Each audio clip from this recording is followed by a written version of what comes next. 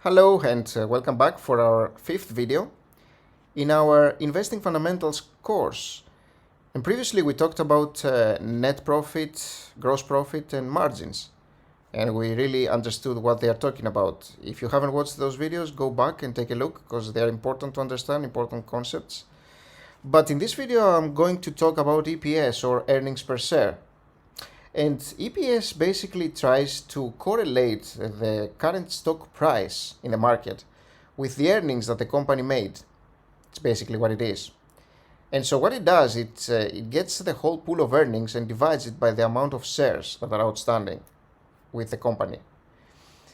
And it tries to find a value, a numeric value, which basically implies how many dollars you gain per share as part of the whole revenue pool. And we can do this calculation simply with our calculator and just using the metrics that we find here for NVIDIA. And as you can see, the outstanding shares for NVIDIA currently are 2.5 billion over here. 2.5 billion shares are outstanding. And we can go back and take a look at the financial statement of NVIDIA here, the income statement. And you will notice that for the last 12-month period here, the net income of NVIDIA has been $8.2 billion. So what we simply do is we get the whole pie, which is 8.2 billion, which is the net income that the company made. And by net income, remember, we're referring to what the company made after you deduct all the expenses, including taxes. So basically the bottom line. So about 8.2 billion is what the company made as net income in the last 12 months.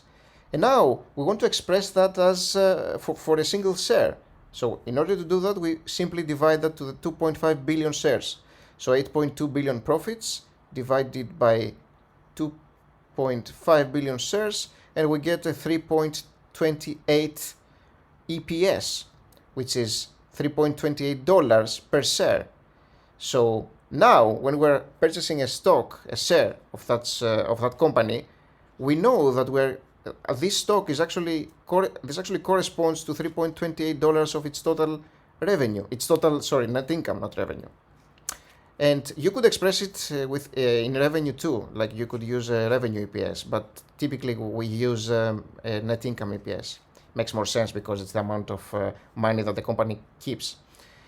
And so you will typically see this value being used in quarters when the company announces its financial statements to the public.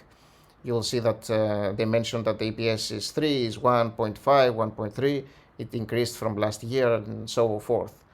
And this is what it refers to, is basically how much money you make per share if you relate it to the total earnings of the company.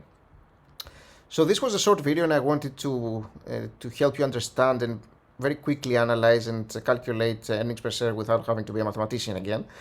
And it should make a lot of sense now, especially now that we already discussed what profit, revenue, income is, net income is, and all of these concepts earlier in the previous video.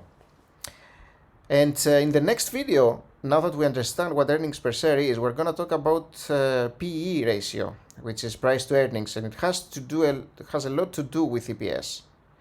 And I'm going to leave it for the next one for now, and we're going to use NVIDIA as well for our next example because it's going to be easier to correlate with this one. So for now, thank you for watching this one, and I'll see you in the next video very, very soon. Bye-bye.